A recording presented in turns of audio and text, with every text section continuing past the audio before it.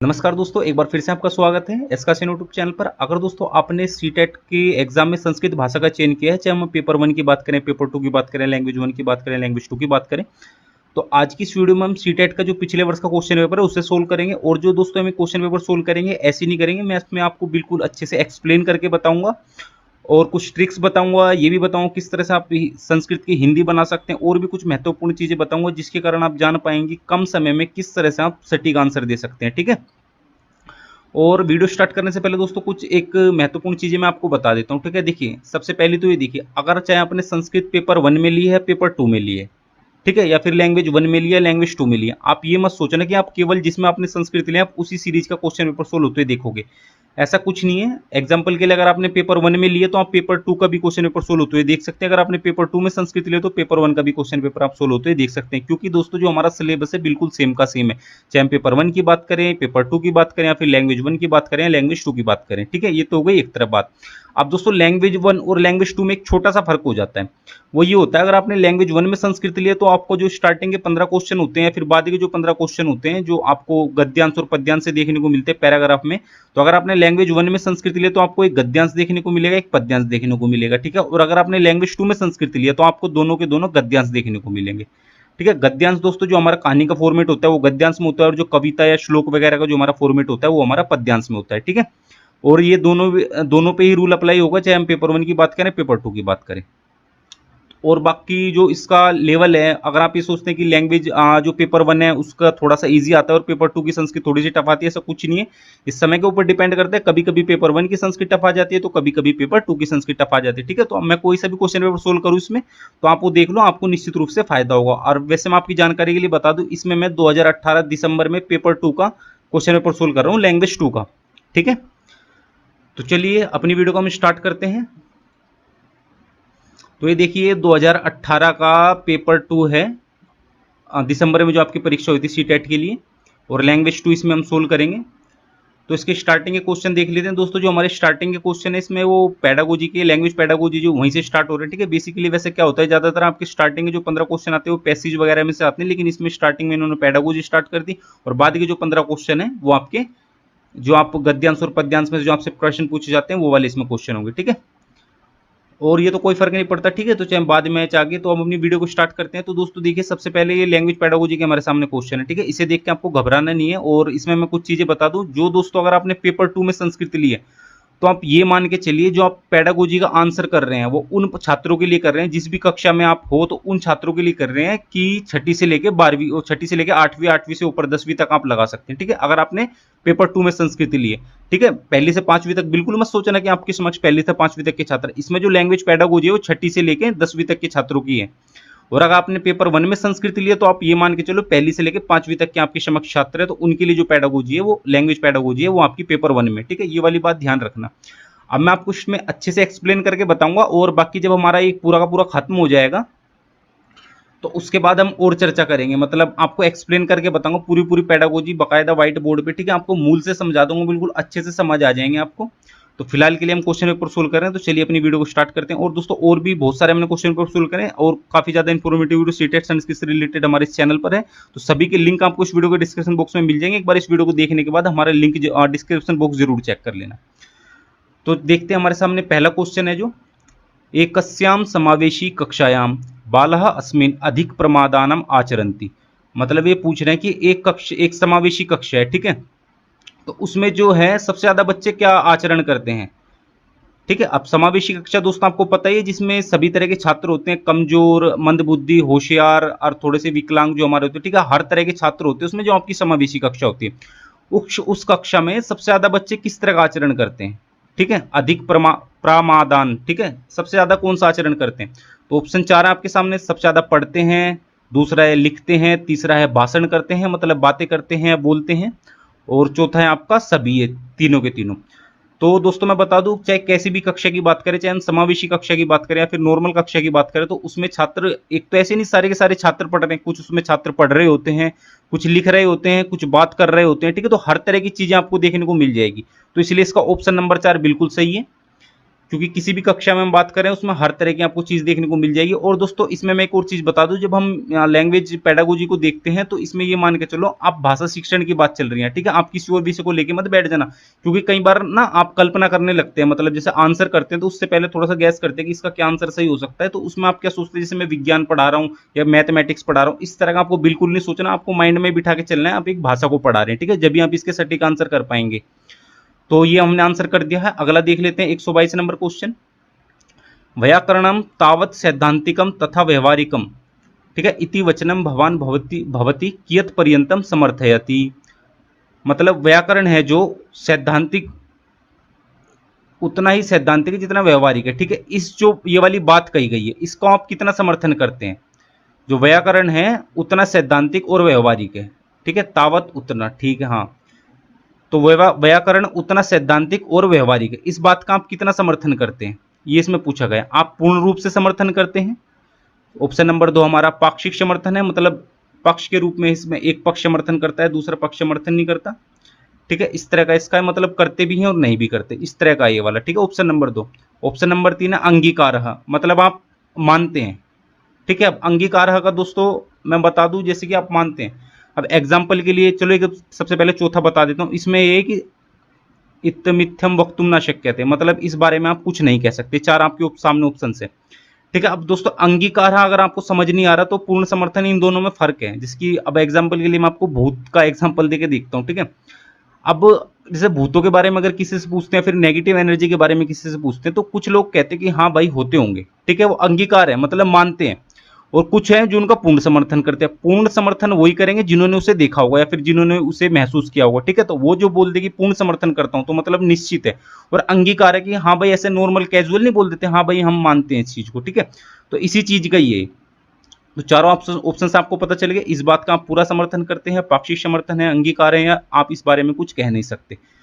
तो इसका जो दोस्तों बिल्कुल सही आंसर है वो बिल्कुल आपका एक होगा। आप कहीं भी बहुत जगह ये वाली बात लिखी होती है, व्याकरणम तावत सैद्धांतिकम तथा व्यवहारिकम, ठीक है, जितना सैद्धांतिक उतना व्यवहारिक है, बहुत जगह आपको ये वाली लाइन देखने को मिल जाएगी, ठीक है। तो इसका ऑप्शन नंबर 1 बिल्कुल ठीक है। आपको इस तरह का क्वेश्चन कभी भी किसी भी लैंग्वेज में देखने को मिलता है, चाहे इंग्लिश, हिंदी, संस्कृत, किसी भी लैंग्वेज की बात करें, तो ये उक्ति बिल्कुल ठीक है, बहुत जगह आपको पढ़ने में मिल जाएगी, ठीक है। ये वाली 122 भी हमारा हो गया। अब 123 देख लेते हैं। यह है विद्यार्थीषु उच्च प्राथमिक स्तरे उत्त माध्यमिक स्तरे भाषायाम रुचि वर्धनार्थम अपेक्षितम किम नाम। मतलब विद्यार्थियों में उच्च प्राथमिक स्तर है, देखो ये आ गई ना ये वाली बात, उच्च प्राथमिक स्तर मतलब आपका हो गया आपका 6ठी से लेकर 8वीं तक, और माध्यमिक स्तर मतलब 9वीं और 10वीं कक्षा। भाषायाम रुचि वर्धनार्थम अपेक्षितम किम नाम, मतलब आप अगर जो 6ठी से लेकर 10वीं कक्षा तक के बच्चे हैं, अगर आप उनको भाषा के प्रति उनकी रुचि को बढ़ाना चाहते हैं तो आपको क्या करना होगा। तो आपके सामने ऑप्शन 4 ऑप्शन है, इसमें ऑप्शन नंबर 1 है विद्यार्थिनः पुस्तकानि पठितुम सूचिताः भवेयुः, मतलब आप विद्यार्थियों को बोलोगे कि भाई किताब पढ़ो, अपनी पुस्तक को पढ़ो, ठीक है। दूसरा ऑप्शन है विद्यार्थिभ्यः मौखिक रूपेण अधिकाधिक विवरणम देयम, ठीक है, मतलब विद्यार्थी हैं उसमें आपको मौखिक रूप से, मतलब उन्हें आप एक तरह से अवसर देने की, ज़्यादा से ज़्यादा मौखिक रूप से बात करें वो, या फिर मौखिक रूप से एक्सप्लेन करें, ठीक है। और तीसरा है आपका विद्यार्थिभ्य अधिकम श्रुतलेखम देयम, और चौथा है विद्यार्थिनाम व्याकरण ज्ञानस्य वर्धनम कार्यम। तो 4 ऑप्शन है, ठीक है। तो इसमें दोस्तों बिल्कुल आपका ऑप्शन नंबर 2 बिल्कुल ठीक है इसमें, ठीक है, क्योंकि अगर हम किसी को भी अगर किसी भाषा के प्रति अगर उसे रुचि दिखाना चाहते हैं तो ज़्यादा से ज़्यादा अगर लोग उसमें बात करेंगे या फिर मौखिक रूप से उस भाषा का यूज करेंगे। यूज करना दोस्तों मौखिक रूप से बात करना ही होगा, ठीक है, भाषण करना होगा, इत्यादि जो भी कार्य हो रहा है अगर वो मौखिक रूप से कर रहे हैं, क्योंकि अगर जो मौखिक रूप से उस भाषा का उच्चारण कर रहा है तो इसका मतलब उसका उस भाषा में इंटरेस्ट है, जब भी उसने वो वाली भाषा सीखी। अभी हिंदी वगैरह की बात करें तो चलो ये तो सबको मातृभाषा, सबको वैसी आ जाती है, लेकिन जो अदर लैंग्वेज की बात करते हैं जैसे इंग्लिश, संस्कृत की, अगर कोई मौखिक रूप से बोल रहे हैं तो दोस्तों निश्चित ही उसका उस लैंग्वेज में इंटरेस्ट है, जब भी वो मौखिक रूप से बोल रहा है। तो आपको मौखिक रूप का ही उसका अधिक वो कौशल को जगाना है, जो अधिक अधिक आपको अवसर प्रदान करना है मौखिक रूप में, कि मतलब मौखिक रूप से ज्यादा उसका अभ्यास हो सके। तो इसका ऑप्शन नंबर 2 बिल्कुल ठीक है, ठीक है। ऑप्शन नंबर 1 दोस्तों ये तो कोई मतलब नहीं है कि आप उसे किताब पढ़ने के लिए कहेंगे, ज्यादा से ज्यादा अगर आप उसकी रुचि बढ़ाना चाहते हैं भाषा शिक्षण में या फिर भाषा किसी को पढ़ने में तो इसका ठीक ही नहीं है, ठीक है। और अधिक श्रुतलेखम देयम, तो इसका कोई वो नहीं बैठते, क्योंकि ठीक है श्रुतलेख तो दोस्तों एक तरह से आपका जो वर्ड बोले जाते हो आप, ठीक है, तो बच्चों से लिखते हैं तो उसमें त्रुटियां आपको ढूंढनी होती है, त्रुटि के बिना तो कोई छात्र सीख ही नहीं सकता, ठीक है, तो ये भी एक बार के लिए इसका सही आंसर नहीं, इसका ज्यादा सटीक ऑप्शन नंबर 2 है। और ऑप्शन नंबर 4 विद्यार्थी नाम व्याकरण ज्ञानस्य वर्धनम कार्यम, ये दोस्तों बिल्कुल भी नहीं हो सकता, क्योंकि आप जानिए किसी भी भाषा को सीखने के लिए व्याकरण का ज्ञान होना जरूरी नहीं है। ठीक है, स्टार्टिंग लेवल पर हम बात करें, क्योंकि हम तो बच्चों की बात कर रहे हैं ना, हिंदी तो ठीक है, लेकिन संस्कृत और इंग्लिश की बात करते हैं तो वो स्टार्टिंग लेवल ही हो गया ना उनका। तो उसमें दोस्तों बिल्कुल भी यकीन है कि आप उसे व्याकरण सबसे पहले जोड़ देंगे कि व्याकरण जान, क्योंकि ये बिल्कुल गलत उक्ति है। आप छोटे बच्चों को जानते होंगे, ठीक है, वो भी तो जैसे छोटे बच्चे आजकल हिंदी बोल लेते हैं, इंग्लिश बोल लेते हैं, तो कैसे बोलते हैं आजकल, तो हमने काफी जगह देखा संस्कृत में बात करते हैं छोटे बच्चे, तो कैसे बोल लेते हैं, उन्हें व्याकरण थोड़ी पता है, उन्हें संज्ञा सर्वनाम और ये प्रत्यय वगैरह थोड़ी पता है, उनका तो अभ्यास है। ठीक है, तो व्याकरण बिल्कुल भी जरूरी नहीं है किसी भी भाषा को सीखने के लिए। हाँ, आगे चल के जो नेक्स्ट लेवल है आपका, प्राथमिक लेवल पर जरूरी नहीं है, नेक्स्ट लेवल पर किसी भी भाषा में पारंगत होने के लिए निश्चित रूप से आपका व्याकरण सहयोग करेगा, लेकिन जो स्टार्टिंग लेवल की जब हम बात करते हैं तो उसमें व्याकरण बिल्कुल भी जरूरी नहीं है। ठीक है, तो इस तरह का ऑप्शन आपके सामने कहीं भी आए तो आपको घबराना नहीं है। अब दोस्तों इसमें मैं एक चीज आपको बता दूं, एक चीज मैं बतानी भूल गया आपको। ठीक है, अब जब आप इसकी हिंदी बनाओगे ना, हिंदी, तो हिंदी बनाते समय दोस्तों आपको ना जो वर्ड समझ नहीं आ रहा है उसे छोड़ दो, क्योंकि ज्यादातर ना इसमें हिंदी के वर्ड हैं, हालांकि है संस्कृति है, लेकिन मैक्सिमम वर्ड आपको इसमें हिंदी के दिखेंगे। एक जैसे एकस्याम, एकस्याम से श्याम आपको समझ नहीं आ रहा है, एक आ गया आपको, एक मतलब वन। ठीक है, समावेशी कक्षा, आप सीटेट की तैयारी करें तो समावेशी कक्षा से निश्चित रूप से जानते होंगे आप। ठीक है, बालहा, ठीक है, बालहा मतलब बालक। ठीक है, एक समावेशी कक्षा बालक, इस तरह से आप हिंदी बनानी। अस्मिन नहीं समझ आ रहा, छोड़ दो। अधिक प्रमाणम, प्रमादान, ठीक है, प्रमादान समझ नहीं आ रहा, छोड़ दो। अधिक तो आपको समझ आ रहा है।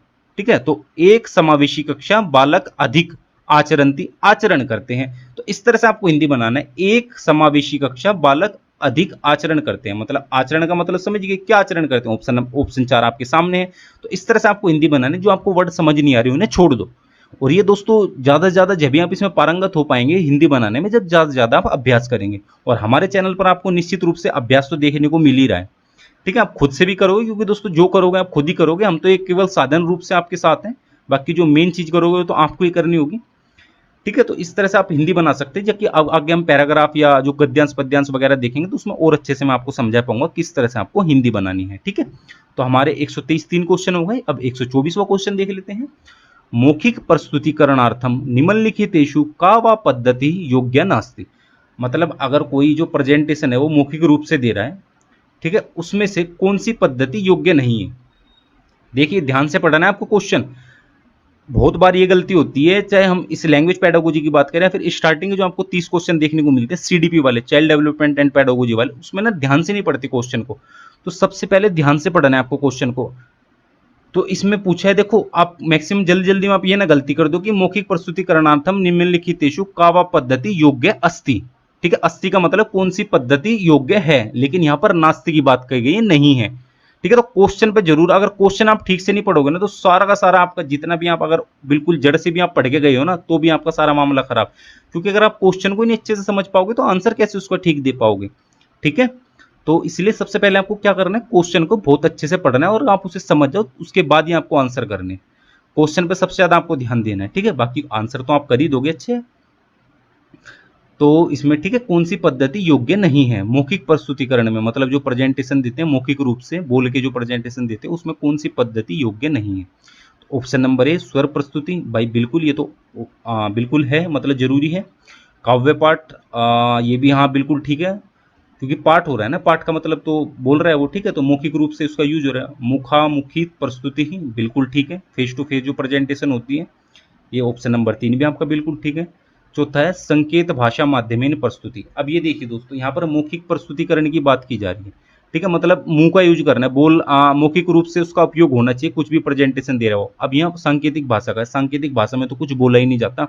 अब सांकेतिक भाषा का आपको नहीं पता तो मैं बता दूं, जो हमारे जो बोल नहीं पाते जो छात्र होते हैं, ठीक है, गूंगे वगैरह होते हैं, तो सांकेतिक भाषा का प्रयोग करते हैं, जो इशारों में बात करते हैं। ठीक है, तो वो हमारी सांकेतिक भाषा, उसमें बिल्कुल मौखिक रूप से तो कुछ यूज हो ही नहीं रहा है। तो ऑप्शन नंबर 4 इसका बिल्कुल सही आंसर है, क्योंकि इसमें क्या पूछा है, कौन सी पद्धति योग्य नास्ति, तो ये वाली पद्धति इसमें बिल्कुल यूज में नहीं आएगी।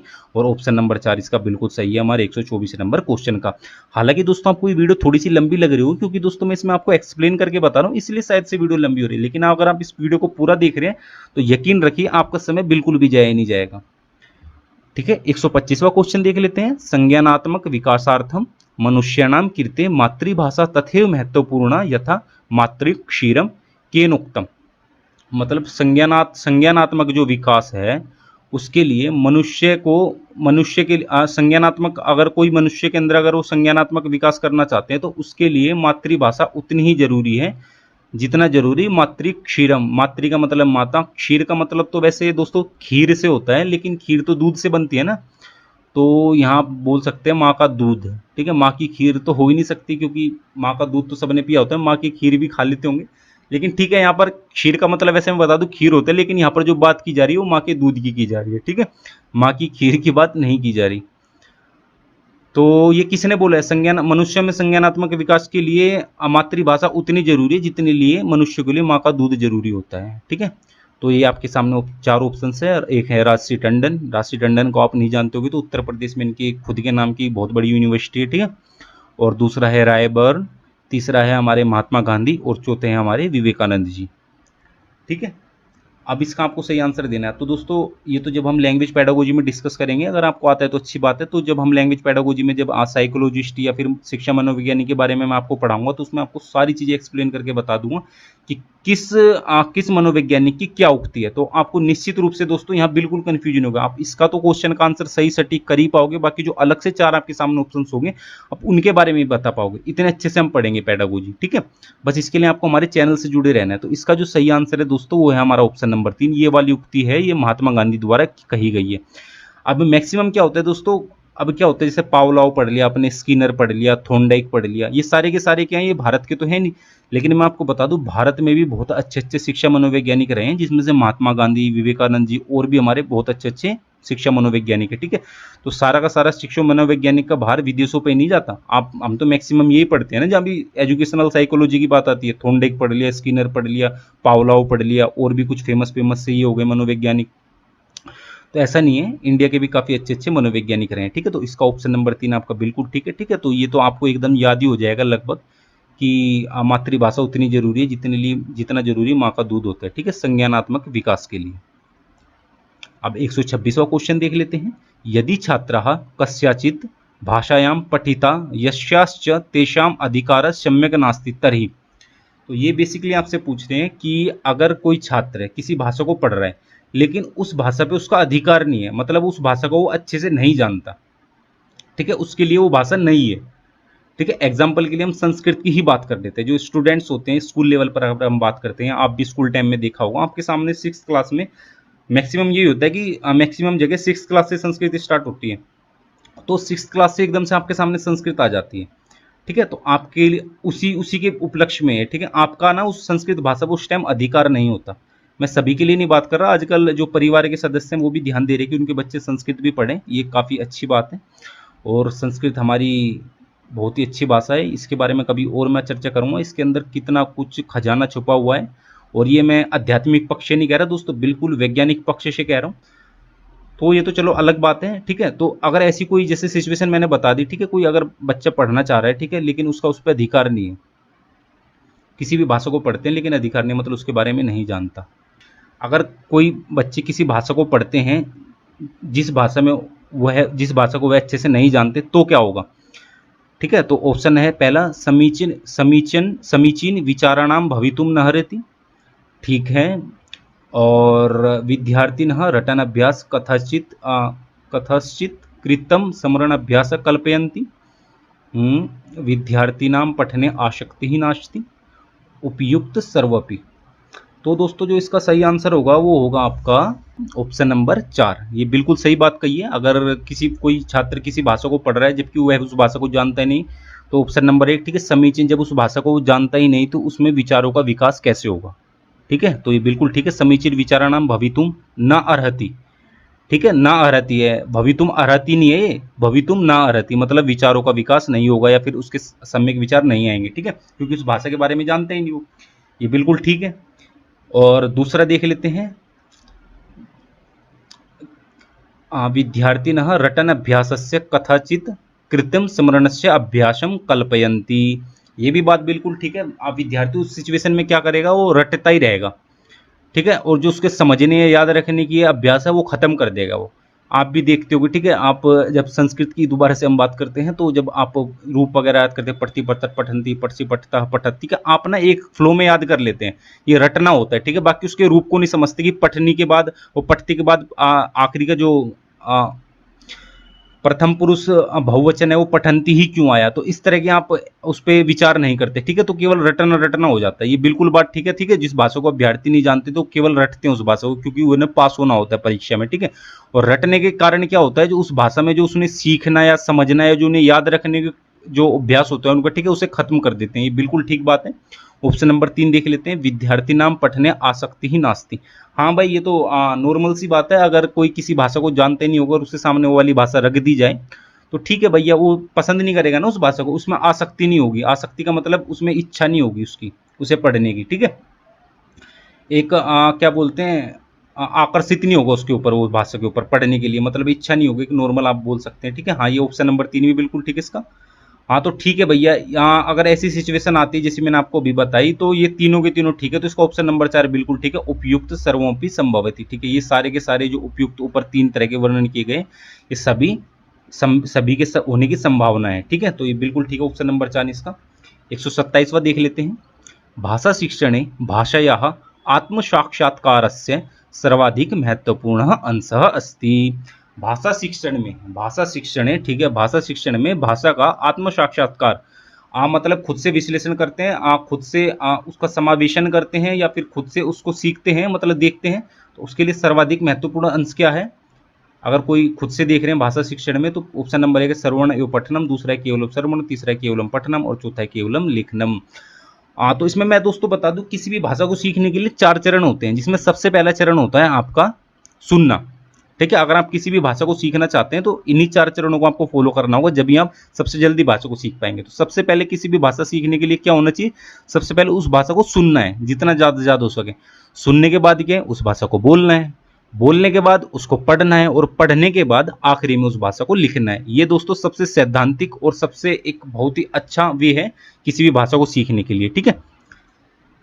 तो इसमें देख लेते क्या है, देखिए अब इसमें सबसे पहले सुनना है, ठीक है। अब सुनने के बाद आपको बोलना है, बोलना इसमें ऑप्शंस में है ही नहीं, ठीक है। पढ़ना है और केवलम श्रवणम नहीं भाई, इससे भी नहीं हो पाएगा, और केवलम पठनम नहीं, केवल पढ़ने से भी नहीं हो पाएगा, केवल लिखने से भी नहीं हो पाएगा। वैसे चारों चरण जरूरी है, लेकिन मैंने आपको बता दी सबसे पहले जरूरी क्या है, सुनना, उसके बाद बोलना, तीसरे नंबर पर है पढ़ना और उसके बाद है लिखना। ये चारों चीज याद रखना। इससे संबंधित आपके किसी भी तरह का क्वेश्चन पूछ लेना घुमा फिरा के, आप इन चीजों को ध्यान रखना। सबसे ज्यादा आपको महत्वता किसे देनी है, सबसे ज्यादा अगर किसी भाषा को सीखना है तो उसे सबसे ज्यादा उस भाषा को सुनना होगा। सुनने के बाद जिसकी जगह आती है वो है उसका बोलना, बोलने के बाद पढ़ना, पढ़ने के बाद लिखना। जैसे कि आजकल बोलते हैं एस अ से आम, ठीक है, ये गलत है, ठीक है, लिखवाते हैं स्टार्टिंग में, तो ये गलत है। सबसे पहले उसे सुनाना होता है, ठीक है। लेकिन ये इसका एक थोड़ा सा साइकोलॉजिस्ट या फिर शैक्षिक रूप भी है, वो मैं अभी आपको आगे कभी बता दूंगा, ठीक है। तो जो मैंने आपको बता दिया, ठीक है, तो सबसे पहले सुनना और फिर पढ़ना, ठीक है। तो ऑप्शन नंबर 1 बिल्कुल ठीक है, मतलब उसके बाद आपका सुनने के बाद है बोलना, ठीक है। इसमें बोलना है ही नहीं, तो इसमें ऑप्शन नंबर 1 हमारा बिल्कुल ठीक है। और जो केवल शब्द है ना, ये नकारात्मक वर्ड है, हम आगे चर्चा करेंगे, कुछ ऐसे नकारात्मक वर्ड बताऊंगा आपको, सॉरी ऐसे नकारात्मक शब्द बताऊंगा आपको, जिसे आप देखते हैं, अगर आप किसी भी ऑप्शन में देखते हैं तो एकदम तुरंत उसे गलत कर देना है, ठीक है। अगर क्वेश्चन में आपसे सकारात्मक क्वेश्चन पूछा गया है, मतलब अस्थि के विषय में पूछा गया है, मतलब क्या सम्यक पद्धति हो सकती है, एग्जाम्पल के लिए बता रहा हूं कि इसमें से क्या सम्यक पद्धति हो सकती है, ठीक है। हो सकती है मतलब पॉजिटिव वे में पूछ रहे हैं ना, नहीं हो सकती मतलब नेगेटिव वे। तो नहीं हो सकती में तो दोस्तों एक बार के लिए आपके नकारात्मक वर्ड काम भी आ जाएंगे, लेकिन जो पॉजिटिव अगर किसी का आता है, अस्थि या फिर अस्थि की बात आती है, भवती की बात आती है, भवे युहू की बात आती है, ठीक है, वो आगे चर्चा कर लेंगे, ठीक है। मतलब होने की पॉजिटिव वे में बात आती है, तो नकारात्मक वर्ड को आपको देखते ही काट देना है, मतलब वो आपका ऑप्शन बिल्कुल भी नहीं हो सकता, ठीक है। और वैसे भी ये मैंने दोनों बता दी, ट्रिक तो आपकी हो गई, ये नकारात्मक वर्ड वैसे नहीं होंगे, बाकी जो इसका नॉर्मल मैंने आपको बताया, तो जो 4 चरण आपको बताए थे सीखने के, तो उसके हिसाब से ऑप्शन नंबर आपका बिल्कुल एक ठीक है। अब अगला देख लेते हैं, 128वां क्वेश्चन देख लेते हैं, भाषा शिक्षणे अधिकम सामग्र्याः अति मुख्यः समस्या अस्ति, ठीक है। मतलब भाषा, अगर आप किसी भी भाषा को पढ़ा रहे हैं तो जो आपके पास अधिगम सामग्री है, ठीक है, उसमें एक आपके सामने मुख्य समस्या क्या आती है उसमें, ठीक है, देख लेते क्या समस्या आती है। तो देखिए हमको क्वेश्चन ठीक से पढ़ना है, ठीक है। समस्या अस्ति पूछा है, समस्या आती है मतलब है जो समस्या, ठीक है। समस्या नास्ति नहीं पूछा गया है, समस्या अस्ति, तो इसलिए आपको क्वेश्चन सबसे पहले ठीक से पढ़ना है। तो देख लेते हैं इसमें ऑप्शन नंबर 1 है हमारे पास अल्प समय अधिक विषयस्य उपलब्धि ही। ये बिल्कुल ठीक आंसर है दोस्तों, इस समस्या नहीं है, ये विशेषता है इस चीज की। जो लर्निंग मटेरियल है, जो अधिगम सामग्री है आपकी, इसकी विशेषता ना कि समस्या। कम समय में अधिक विषयों का ज्ञान होगा या अधिक विषयों की उपलब्धि प्राप्त होगी, ये इसकी क्वालिटी है। ठीक है, तो एक ऑप्शन नंबर 1 बिल्कुल ठीक है, क्वालिटी है मतलब। ठीक है, यहाँ समस्या पूछी है। ऑप्शन नंबर 2 देख लेते हैं अधिगम सामग्र्याः कठिन बिंदूनाम ऊपरी उचित विवरणम। हाँ भाई, ये एक तरह से आप बाकी ऑप्शंस देख लेते हैं, एक तरह से आप मान के चल सकते हैं समस्या है। तो ठीक है, और ऑप्शंस देख लेते हैं अभी। ऑप्शन नंबर 3 पाठम प्रति विद्यार्थी नाम श्रद्धावर्धनम। ये भी बिल्कुल ठीक है, ये भी टीचिंग में लर्निंग मटेरियल जो आपकी क्वालिटी होती है उसकी कि जो विद्यार्थी हैं उनकी इंटरेस्ट बढ़ता है पाठन सामग्री पे। अगर आप किसी शेर के विषय में पढ़ा रहे हो और आपने वहीं अगर शेर का कोई पोस्टर खोल दिया, मतलब पोस्टर दिखा दिया, उन्हें चार्ट वगैरह दिखा दिया, बच्चे खुश हो जाएंगे। ठीक है, जो छोटे बच्चे होते हैं, हाँ भाई शेर देखा हमने, काफी अच्छे से अगर आपने उसमें ड्राइंग करी होगी या इस तरह की कोई भी जो शिक्षण को प्रभावी बनाए, जो छात्रों के लिए एक मनोरंजक चीज हो, अगर आप इस तरह की सहायक सामग्री या फिर लर्निंग मटेरियल अधिगम सामग्री का उपयोग करते हैं तो बच्चे के प्रति श्रद्धा बढ़ेगी, इंटरेस्ट बढ़ेगा बच्चों का।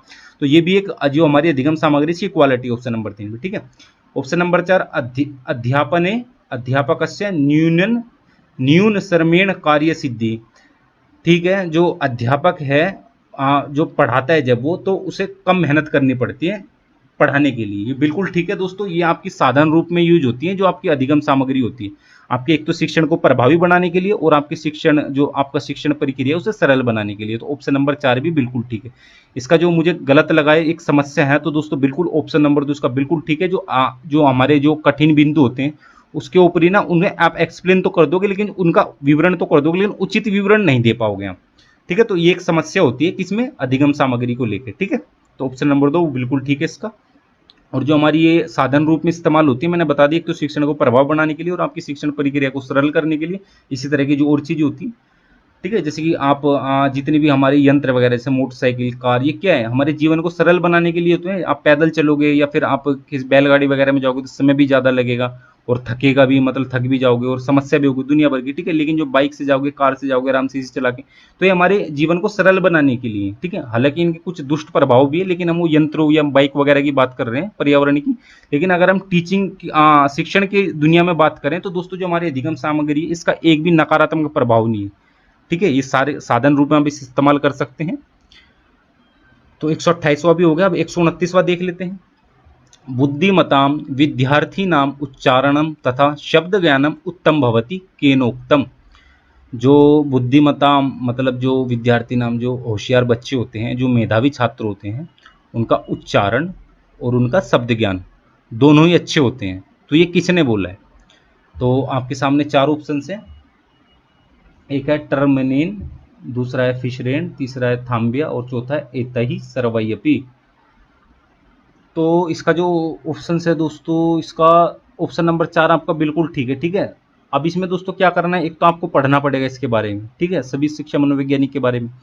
अगर आपने ऐसी सिचुएशन आती है, आपने जो आपके सामने ऑप्शंस आए हैं, अगर आपने इनके बारे में नहीं पढ़ा होगा, मैं तो दोस्तों इसमें गारंटी लेता हूँ आपने जितने भी मेरी बच्चे इस टाइम स्टूडेंट्स वीडियो देख रहे हैं, विद्यार्थी, 50% बंदे इनके बारे में नहीं जानते होंगे। शायद टर्मनेन के बारे में जानते भी हो, लेकिन जो सेकंड और थर्ड है इसके बारे में नहीं जानते होंगे।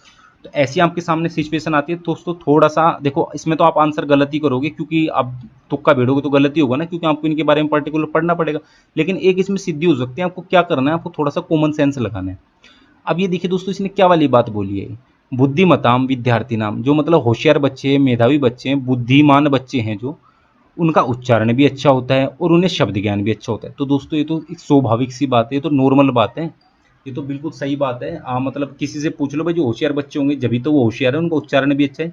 अब मैं दोबारा से आपको याद करा दूं, ये हम किसकी बात कर रहे हैं। अब जब भी लैंग्वेज पेडागोजी को सोल्व करोगे आप, केवल आपको लैंग्वेज आप पढ़ा रहे हैं उसमें ध्यान देना है। अब ये मत सोचना साइंस पढ़ा रहा हूँ, मैथ पढ़ा रहा हूँ, SST पढ़ा रहा हूँ, ऐसा बिल्कुल नहीं सोचना, आपका आंसर गलत होगा। हम भाषा की बात कर रहे हैं। ठीक है, तो भाषा में क्या जरूरी होती है, उसको भाषा का उच्चारण और शब्द ज्ञान, यही तो भाषा है। शब्दों का ज्ञान और उनका उच्चारण सही हो जाए तो ठीक है, वो परिपक्व है उस चीज में। तो जो कौन होता है परिपक्व, बुद्धिमता जो होशियार बच्चे होते हैं, वो जब भी तो होशियार है कि उनका उच्चारण भी सही है और शब्द ज्ञान भी अच्छा है, किसमें, भाषा में। तो ठीक है, इस तरह का कॉमन सेंस लगाना है। तो ये तो बिल्कुल सब बात है, इसका तो कोई खंडन कर ही नहीं सकता इस बात का। ठीक है, तो इसमें जो आपके सामने ऑप्शन नंबर 4 बिल्कुल ठीक है, एतही सर्वई रपी। ठीक है, ऑप्शन नंबर 4 आपका बिल्कुल ठीक है। और ऐसा होना भी चाहिए, ठीक है। तो इस तरह का कॉमन सेंस आपको लगाना है कि जिस चीज़ का अगर कोई खंडन ही नहीं कर सकता, ठीक है, अगर उसमें आपके सामने कोई ऐसा ऑप्शन आ जाता है, एतही सर्वई सर्वई रपी, इस तरह का कोई आ जाता है, मतलब ये तीनों के तीनों हैं, इस बात का समर्थन करते हैं, तीनों के तीनों ने बोला है, तो इस तरह से आप उसका आंसर कर सकते हैं, ठीक है, खुद का कॉमन सेंस लगा के आप। अगला देख लेते हैं क्वेश्चन दोस्तों 130 नंबर, शब्दानाम अर्थ स्पष्टीकरण अपेक्षया उत्तमा पद्धति ही, मतलब शब्दों का अर्थ स्पष्टीकरण करते हो तो उसकी अपेक्षा, मतलब अर्थ स्पष्टीकरण की अपेक्षा उसकी बजाय कौन सी उत्तम पद्धति है। ऑप्शन नंबर 1 शब्दनाम विवरणम, ऑप्शन नंबर 2 शब्दकोशम दृष्ट्वा विवरणम, तीसरा है वाक्येषु शब्द प्रयोग द्वारा अर्थान अनुमातुम अवकाश कल्पनम, और ऑप्शन नंबर 4 है आपका भाषा शिक्षण माध्यमेन शब्दार्थान स्पष्टीकरणम। तो देखिए दोस्तों इधर क्या पूछा इन्होंने, इधर पूछा है कि अगर जो शब्द नाम, अगर किसी शब्द का आप अर्थ बताते हैं बच्चों को, तो अर्थ ना बता करके अगर आप इसमें से कोई सी पद्धति यूज करेंगे तो वो कौन सी बेटर रहेगी, उत्तम पद्धति पूछा है, ठीक है। तो इसका जो ऑप्शन नंबर 3 है बिल्कुल ठीक है। देखिए शब्दनाम विवरणम, तो वो तो अर्थ मतलब विवरण करोगे या फिर उसका अर्थ स्पष्टीकरण करोगे, ठीक है, ये तो इससे मिलता जुलता, मतलब विवरण उसे और अच्छे से एक्सप्लेन, अर्थ का तो मतलब आपको केवल उसका अनुवाद, जैसे कि अनुवाद करके बता दिया, उसको सिंपल सा कम शब्दों में अर्थ बता दिया, ठीक है। तो विवरण का मतलब होता है थोड़ा सा आप उसे उसके बारे में एक्सप्लेन करके बताओगे, ठीक है। तो एक तो ये होगा, दूसरा है शब्दकोशम दृष्ट्वा विवरणम, नहीं भाई ये गलत है, ठीक है। अब क्या कहते हैं, शिक्षक शब्दकोश देखेगा क्या या फिर विद्यार्थी को बोलेगा शब्दकोश, ठीक है, एक बार के लिए हेल्प ले सकते हैं, लेकिन बाद का चरण है ये, जब अगर नहीं आ रहा हो, खुद का पूरा माइंड लगा लिया, सारे के सारे अपने कौशलों का यूज कर लिया, उपयोग कर लिया, उसके बाद अगर फिर भी उसे उसका आंसर नहीं मिल पा रहा है, तो जो हमारा आखिरी का या फिर उसके बाद का जो चरण होता है वो होता है हमारा शब्दकोश, एक बार देख के हम उस शब्द का अर्थ पता लगा सकते हैं, ठीक है। तीसरा है एक, इसलिए ये भी नहीं हो सकता, ठीक है, इस स्टार्टिंग वाला नहीं, सेकंड वाला है, ठीक है। अब मतलब स्टार्टिंग का मतलब ये कि पहले खुद से यत्न करना पड़ेगा सब कुछ, अगर फिर भी उसका अर्थ नहीं आ रहा है तो सेकंड जो उसका प्रोसेस है फिर आपको शब्दकोश देखना पड़ेगा, ठीक है, तो ये भी नहीं हो सकता।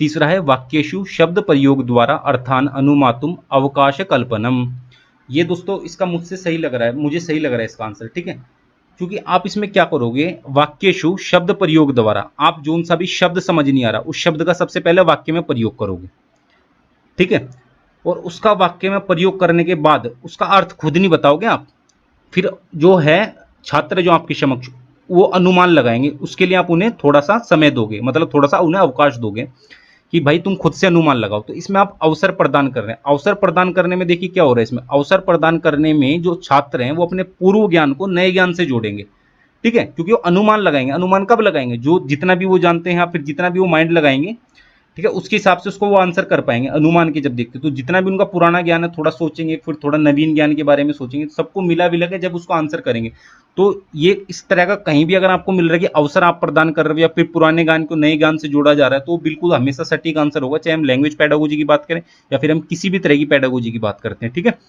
तो इसका ऑप्शन नंबर 3 बिल्कुल ठीक है, इसमें आप अवसर दे रहे हैं और मतलब एक तरह से आप एक वाक्य प्रयोग करके बता दिया, ठीक है।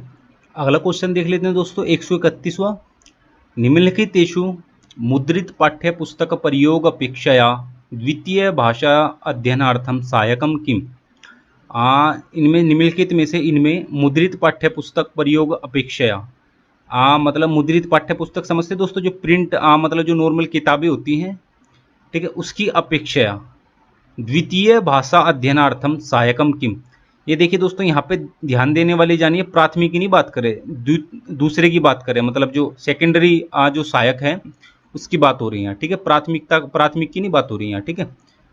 तो सहायक क्या हो सकता है, सेकंड, अगर सेकंड स्टेज की जब हम बात करें, ठीक है, और किसकी अपेक्षा, मुद्रित पाठ्य पुस्तक, जो नॉर्मल हमारी बुक्स होती हैं प्रिंटेड तो होती है नहीं, तो वही मुद्रित पाठ्य पुस्तक की बात की जा रही है।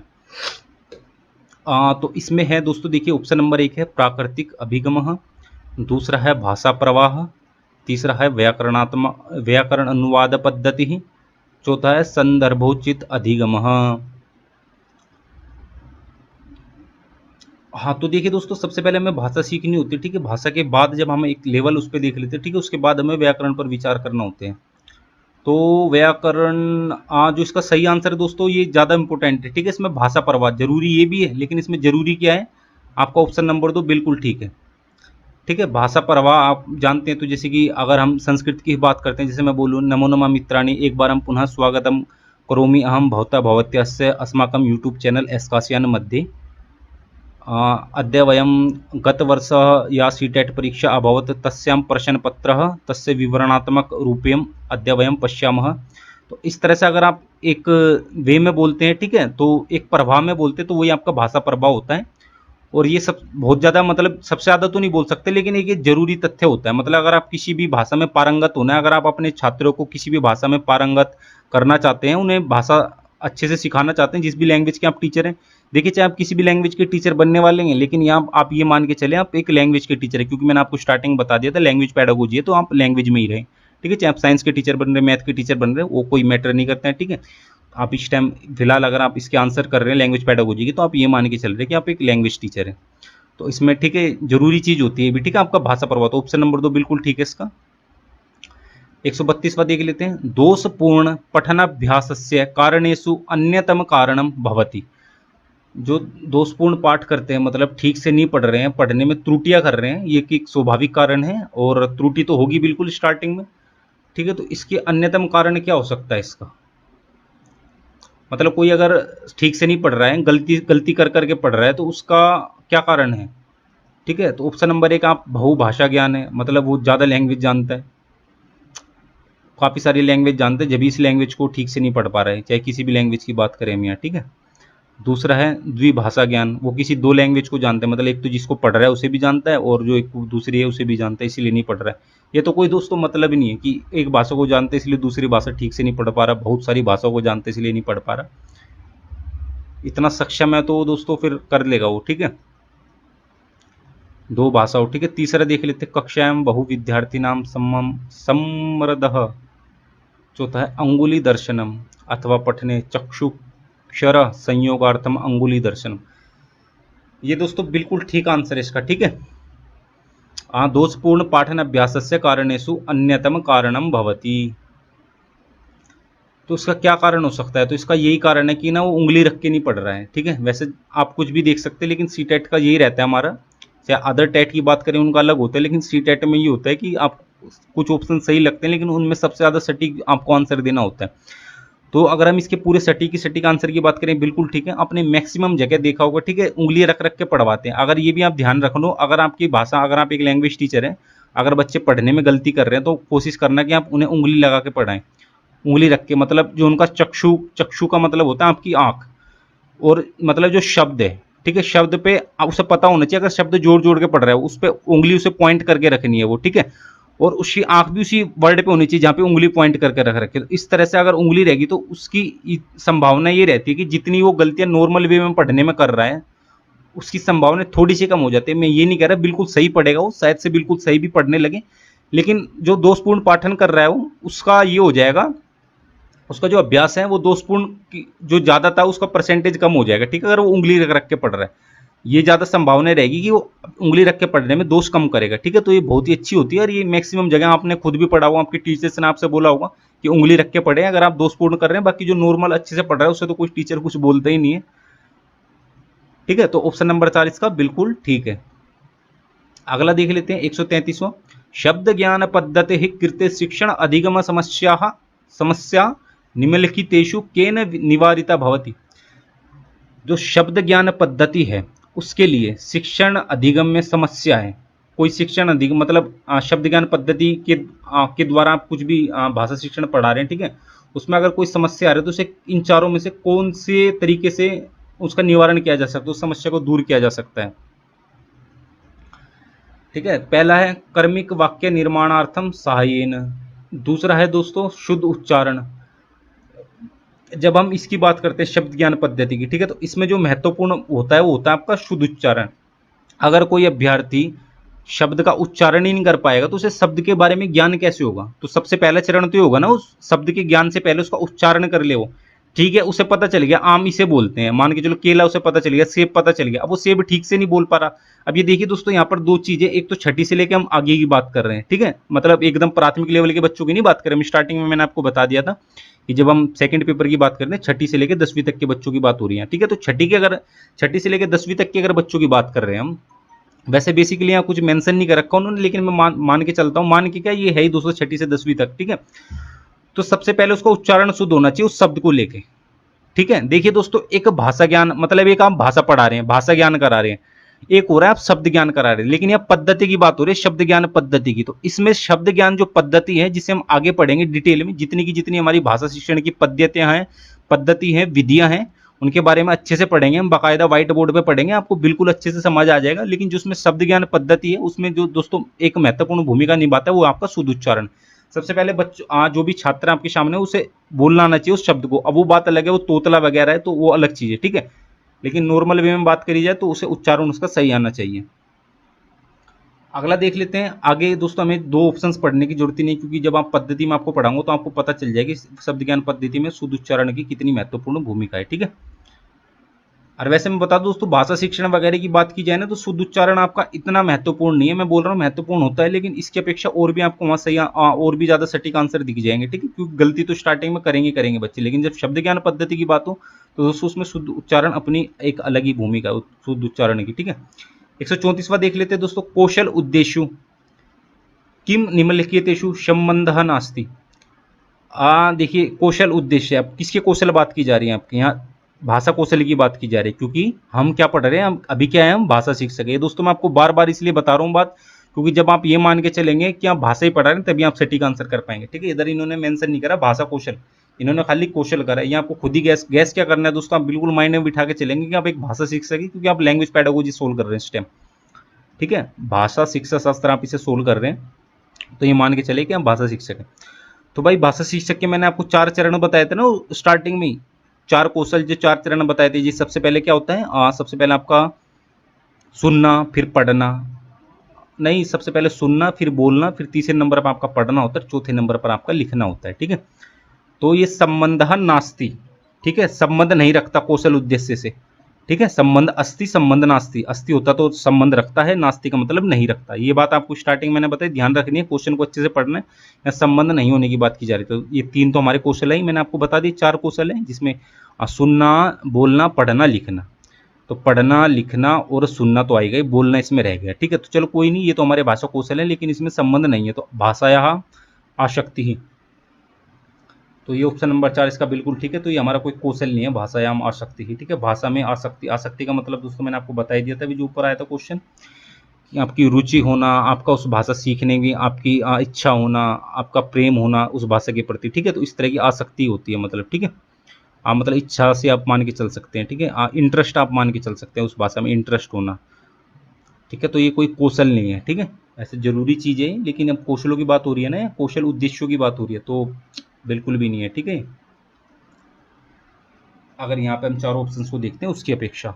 अब 135वां देख लेते हैं दोस्तों। एक और चीज़ मैं आपको बता दूं, ठीक है। अब जब आप ऐसे क्वेश्चन के आंसर कर रहे हो ना, तो थोड़ी सी ट्रिक ये लगानी है आपको। अब ये कि संबंध नास्ति पूछा गया है, ठीक है, संबंध अस्ति पूछ लिया चाहे नास्ति पूछ ले, संबंध वगैरह पूछ ले, ठीक है। तो इसमें आप ये ध्यान देना कि आपको सबसे अलग कौन सा वर्ड दिख रहा है। देखो पढ़ना, लिखना, सुनना, ये तो एक तरह से एक ही वे में लग रहे हैं, ये थोड़ा सा अलग लग रहा है, ठीक है। तो संबंध नास्ति पूछा है ना, अब 2 पढ़ना हो नहीं सकता, ये दोस्तों आपको ज़्यादा माइंड लगाना पड़ेगा, और जब भी होगा जब आपने बहुत ज़्यादा अभ्यास करा होगा। कम अभ्यास में ये चीज़ करोगे तो आपका आंसर गलत हो जाएगा, ठीक है। तो इसमें देखना है कि तीनों तीनों चीज़ तो एक दूसरे से मिलते जुलते हैं, पढ़ना, लिखना, सुनना, ठीक है। अब कक्षा में कोई बच्चा किताब पढ़ रहा है, पढ़ना, लिखना, सुनना तीनों कार्य हो रहे हैं उसमें, ठीक है। बोलना भी हो रहा है, जो बच्चा पढ़ रहा है वो, ठीक है। तो कुछ इंपोर्टेंट अंडरलाइन वगैरह भी कर रहे हैं बच्चे, उसमें लिखना हो गया, पढ़ तो वो रहा ही है, सुन तो सारे बच्चे रहे हैं, ठीक है। तो ये अलग सा हो गया ना, तो इसलिए आप इसका भी आंसर कर सकते हैं। अपना 135वां लैंग्वेज पेडागोजी का ये लास्ट क्वेश्चन है हमारा शायद इसमें, हाँ। और अब ये देख लेते हैं, भाषा विकास प्रभावयुतुम कारकम, भाषा विकास के लिए कौन सा, भाषा विकास पर मतलब कोई भी अगर बच्चा अगर भाषा सीख रहा है, कोई भी छात्र भाषा सीख रहा है, तो कौन सा कारक है उसे प्रभावित करता है, उस पर प्रभाव डालता है। अब दोस्तों क्या करते हैं प्रभाव में, या तो आप नेगेटिव के बारे में सोचने, मतलब नकारात्मक प्रभाव के बारे में सोचने लगते हैं, या तो सकारात्मक। ऐसा नहीं होता, प्रभाव का मतलब होता है नकारात्मक और सकारात्मक भी, अच्छा प्रभाव भी डाल रहे हैं और बुरा भी प्रभाव डाल रहे हैं। बुरा का मतलब ये नहीं कि आप प्रभाव का मतलब ये नहीं कि बुरा ही प्रभाव डालेगा, वो अच्छा प्रभाव भी डाल सकता है, ठीक है।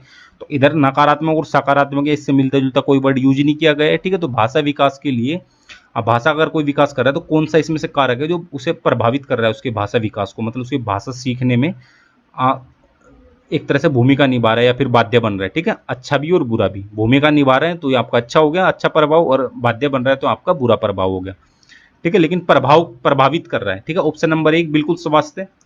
ये तो दोस्तों आप बहुत ही अच्छी चीज़ है, मतलब आप भाषा की नहीं बात करें, किसी भी चीज़ को सीख रहे हैं तो सबसे ज़्यादा जरूरी होता है आप स्वास्थ्य आपका, ठीक है। आप चाहे कितने होशियार हो, कितना ही आपके पास एसी वेसी लगे पड़े हैं, अच्छी क्लास है, लाइव क्लास है, आप बिल्कुल सब कुछ अच्छा है आपके सामने, अच्छे टीचर हैं और अच्छा आपका सामने वातावरण है, सब कुछ अच्छा है आपके सामने, ठीक है। एक वातावरण समावेशी कक्षा बोल लो या फिर एक एक एजुकेशनल मतलब एक शैक्षिक वातावरण है आपके सामने, ठीक है, बिल्कुल अच्छे से है। तो अगर आपका स्वास्थ्य ही सही नहीं होगा तो दोस्तों आपको मन ही नहीं लगेगा पढ़ाई में, ऐसे छात्रों के साथ होता है, ठीक है।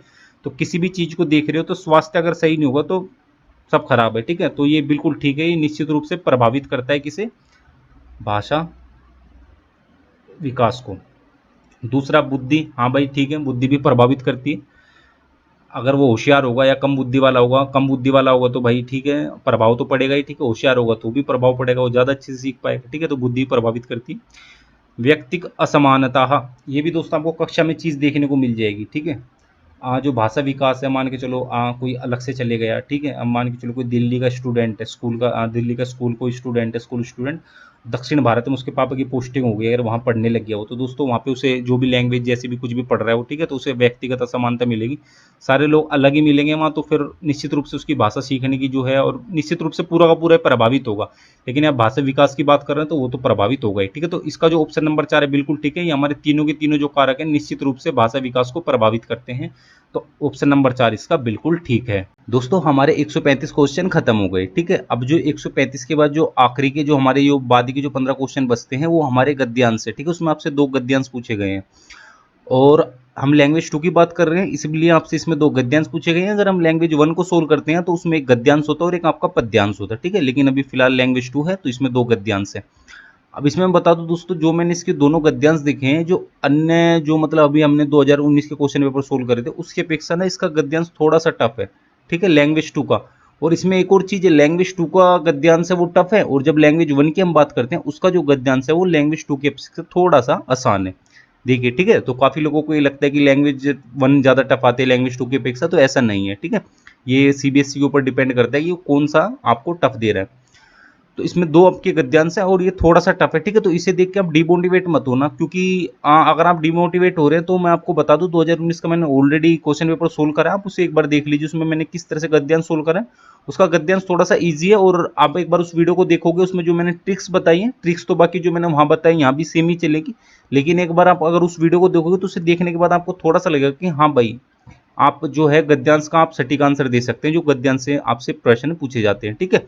तो एक बार उसे देख लीजिए, उसे देखने के बाद चाहे तो आप इसे देख सकते हैं या फिर आप डायरेक्टली भी इसे भी देख सकते हैं, ठीक है। ये तो मैं बोल रहा हूँ, अगर थोड़ा सा परेशानी हो आपको कि इतना टफ गद्यांश आपके समक्ष आएगा तो एक बार उसे देख लीजिए। अब इसमें दोस्तों 2 गद्यांश हैं और वीडियो पहले से ही काफ़ी ज़्यादा लंबी हो चुकी है, तो इसमें मैं एक काम करूँगा, जो इसमें से एक गद्यांश है उसके मैं आपको डायरेक्ट जल्दी जल्दी से आंसर बता दूंगा, और जिसमें दूसरा गद्यांश है उसे मैं आपको अच्छे से एक्सप्लेन करके बताऊंगा, और उसमें ट्रिक्स वगैरह जो भी है किस तरह से आपको उनके आंसर करने सारी चीज़ें बताऊंगा, ठीक है। क्योंकि दोनों को बताऊंगा तो बहुत ही ज़्यादा लंबी हो जाएगी, पहली वीडियो लंबी हो रही है। तो जो हमारा ये स्टार्टिंग वाला गद्यांश है 136 नंबर से 143 क्वेश्चन है, ठीक है। अभी फिलहाल के लिए हम इसे छोड़ देते हैं, इसके मैं आपको इसके बाद में डायरेक्ट आंसर बता दूंगा। और अभी मैं इससे पहले, इस गद्यांश से पहले हम दूसरे गद्यांश को देखते हैं, ठीक है। हम ये वाला गद्यांश देख लेते हैं जो 144 से लेकर 150 क्वेश्चन है, ठीक है। इस तरह से 2 गद्यांश है, पहले इसे देख लेते हैं, इसके बाद इसे मैं एक्सप्लेन करके अच्छे से बताऊंगा, और जो इससे पिछले वाला गद्यांश है इसके ऊपर जो था तो उसके मैं फटाफट से आपको आंसर बता दूंगा, ठीक है। तो अब देखते हैं। अब देखिए दोस्तों, जब आप किसी भी गद्यांश को सोल्व कर रहे हैं सबसे पहले आपको क्या करना है, जितने भी आपके समक्ष उस गद्यांश से संबंधित प्रश्न पूछे गए हैं एक बार ना उन्हें पढ़ लेना है, आपको क्वेश्चन को अच्छे से पढ़ लेना है। क्वेश्चन पढ़ने के बाद आपको उसके चारों के चारों ऑप्शंस भी पढ़ लेने हैं, ठीक है। फटाफट से आप ये वाला काम कर लिए शुरू में स्टार्टिंग में। और मैं ये नहीं बोल रहा आपको बिल्कुल डीपली पढ़ना है, आपको याद रखना है, ऐसा कुछ नहीं है, बस एक बार आपकी नज़र से निकल जाए सारे के सारे क्वेश्चंस, ठीक है। और अगर आप याद रख सकते हैं तो काफ़ी अच्छी बात है, लेकिन आपको इसमें बिल्कुल भी टाइम ज़्यादा खराब नहीं करना है, ठीक है। तो एक बार नज़र मार लेनी है इस पर, और जैसे आप इसमें नजर मारोगे तो आपके माइंड में एक बार के लिए सेट हो जाएगा, क्योंकि जब आप गद्यांश पढ़ोगे और उससे रिलेटेड आपको दिखेगा कोई प्रश्न दिखेगा, हाँ भाई इस तरह का प्रश्न आपसे पूछा गया था, तो डायरेक्ट आप उसे अंडरलाइन कर लोगे वहां से पेंसिल से, और जब उसके आंसर आप करोगे तो उसमें आपका समय बच जाएगा, इसलिए मैं बोल रहा हूँ, ठीक है। तो चलिए अब स्टार्ट करते हैं हम अपने गद्यांश को पढ़ना। अब इसमें दोस्तों क्या है, देखिए जो भी संस्कृत है ये तो थोड़ी सी टफ है लेकिन बेसिकली इजी आती है, ठीक है, लेकिन कोई दिक्कत नहीं, हम इस टफ को भी इजी तरीके से सोल्व करके कोशिश करते हैं। तो ये जो मैक्सिमम इसमें वर्ड होते हैं ना वो हिंदी के होते हैं, और आप मेरी वीडियो देख रहे हैं, मेरी हिंदी वीडियो है, तो आपका निश्चित ही दोस्तों आप हिंदी जानते हैं, ठीक है, तो इसके हिंदी वर्ड होते हैं मैक्सिमम। अब बस आपको उन हिंदी वर्ण को पकड़ना है, हिंदी वर्ड को पकड़ना है, हिंदी शब्दों को पकड़ना है। एक बार आप उन हिंदी शब्दों को पकड़ लोगे, उसकी हिंदी कर लो, हिंदी के हैं ऑलरेडी वो, तो बस उसमें थोड़ा सा आप उसमें थोड़ा सा लगा के हिंदी, जैसे क्षेत्र है, क्षेत्र का मतलब आपको पता चल गया क्या होता है, तो इस तरह से आपको थोड़ा हिंदी कर ले। जो नहीं समझ आ रहा उस शब्द को छोड़ दो, जो शब्द समझ आ रहे हैं उस समझ से हिंदी कर लो, ठीक है। यहां पर आपको कोई अनुवाद नहीं करना कि अनुवाद करके बता रहे तो आपके निश्चित नंबर कट जाते, लेकिन आपको बस यहाँ इतनी हिंदी बनाने जो इसके इसके संबंधित जो आपसे प्रश्न पूछे जाएंगे उसके आप ठीक से आंसर कर सकें, ठीक है। तो आपको केवल थोड़ी बहुत हिंदी बनानी होती है इसकी। और इसमें एक चीज मैं बता दूं, अगर आप ठीक से हिंदी नहीं बनाओगे या फिर हिंदी नहीं बनाओगे डायरेक्ट तुक्कों में, तो दोस्तों इसकी बहुत ज्यादा संभावना होती है कि आपके आंसर गलत हो जाएंगे। लोग क्या करते हैं, क्योंकि कई बार लोग हिंदी ये संस्कृत को ना आखिरी में करते हैं, और आखिरी में फिर उनके पास समय कम हो तो फटाफट से फटाफट कर देते हैं, तो फिर ये गलत चीज है, ठीक है। आपको पूरी महत्वता देनी चाहिए अगर आपने संस्कृत लिया, क्योंकि दोस्तों ये भी पूरे 30 नंबर की होती है आपकी, ठीक है। जितना आपको शुरू का स्टार्टिंग का सीडीपी वाला होता है उसमें सबसे ज्यादा बच्चे मेहनत करते हैं। तो चलिए अब देख लेते हैं इसमें। अब ये देखिए मैंने आपको हिंदी बताया, अब ये देखिए कश्चित कृषकः बलिवर्दभ्याम क्षेत्र कर्षणम कुर्वन् आसीत्, ठीक है। अब आपको इसमें हिंदी वर्ड पकड़ने हैं, ठीक है। अब कश्चित नहीं समझ आ रहा छोड़ दो, कृषकः, कृषकः मतलब किसान होता है। अब ये दोस्तों हिंदी वर्ड ही एक तरह से, मतलब है तो इंग्लिश ही, लेकिन आप किसान के पर्यायवाची देखोगे तो उसमें कृषक आपको देखने को मिल जाएगा, ठीक है। बलिवर्ध्याम ये बैल की बात की जा रही है, ठीक है। अब देखिए आपने किसान पकड़ लिया, बैल पकड़ लिया। क्षेत्रकर्षण मतलब जुताई कर रहा है, खेत जोत रहा है, ठीक है, या जमीन पे जो फसल वगैरह उगाते हैं वो वाला काम कर रहा है। कुर्वन् आसीत् कर रहा था, करता था, जो भी है, ठीक है। तो इस तरह से आपको हिंदी बनानी है। आपको 3 वर्ड पकड़े आपने, क्षेत्रकर्षण पकड़ लिया, कृषक साहब से किसान पकड़ लिया, और बैलों से क्या करवा रहा था, खेत जुतवा रहा था, ठीक है। 2 बैलों से, यहाँ 2 बैलों की बात की जा रही है, ठीक है। बलिवर्दभ्याम है ना, तो 2 बैलों की बात की जा रही है। अब ये देखिए दूसरा, तयोः बलिवर्धयोः एकः शरीरेण दुर्बलः जवेन गन्तुम् अशक्ताश्चित्, गन्तुं शक्तश्चातीत्, गन्तुं शक्तश्चित्,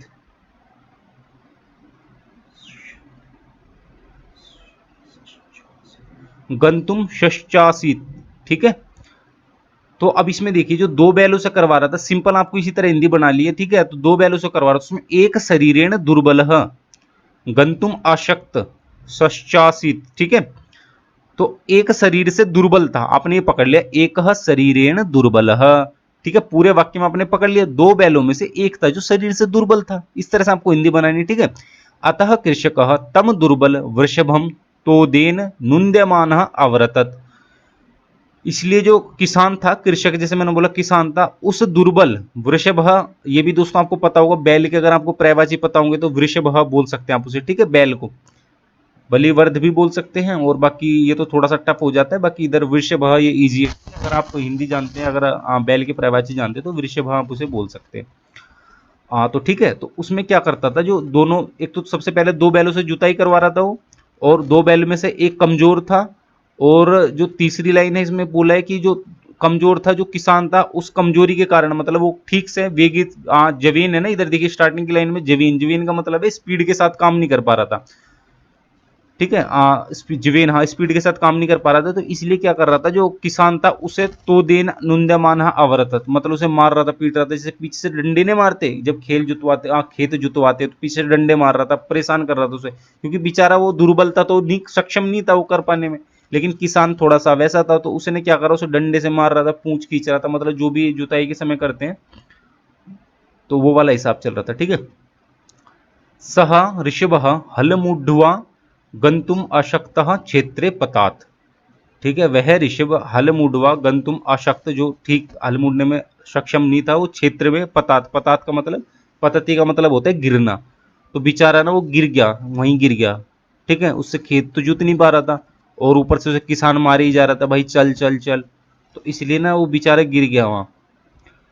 क्रुद्धः कृषिवलः तमु स्थापयतुम बहुबारम यत्नम अकरोत्, ठीक है। इसकी हिंदी कैसे बनाओगे, क्रुद्धः कुप्यति, क्रुद्धति, क्रुद्ध कूपना, असूयति, ठीक है। तो ये क्या है, ये थोड़े से वैसे नेगेटिव वर्ड होते हैं, मतलब किसी से घृणा करना, किसी पे गुस्सा करना या किसी से जलना, ठीक है। जलना का मतलब समझ रहे हो ना, वैसा जलना नहीं कह रहा मैं जो आप आग से जलते हो, ईर्ष्या करने वाला वो जलन होती है जो, ठीक है वो। हाँ तो ये वाले वर्ड है, ठीक है। तो वो गुस्से वाला किसान क्या करता है, जो उसे बार बार, देखो तमु थाप्य तुम बहुबारम यत्न करो, तो उसे उठने के लिए उत्थापनम, ठीक है। उत्थापनम मतलब उठना होता है, ठीक है। तो इस तरह से आपको हिंदी पकड़नी है। उठने के लिए बहुबारम यत्न मा करो, यत्न मतलब बार बार कोशिशें कर रहा था कि भाई उठ जा उठ जा, लेकिन तथापि वृषभ नोत्थित, मतलब जो वृषह था वो बेचारा उठा ही नहीं, ठीक है। देखो तीसरा वर्ड यूज कर दिया इन्होंने यहाँ, वो बैल था, देखो हर बार अलग चीज बोल रहे। सबसे पहले इन्होंने क्या बोला, बलि बोला, बलिवर्धव बोला, ठीक है। दूसरी बार इन्होंने विषभः बोला, तीसरे में वृषः बोल दिया। ये सारे के सारे बैल ही है, ठीक है। आपको इस तरह से पकड़ना है, ठीक है। तो वो बेचारा उठ ही नहीं पाया, चाहे कितना भी यत्न कर ले, क्योंकि कमजोर था ना बेचारा वो।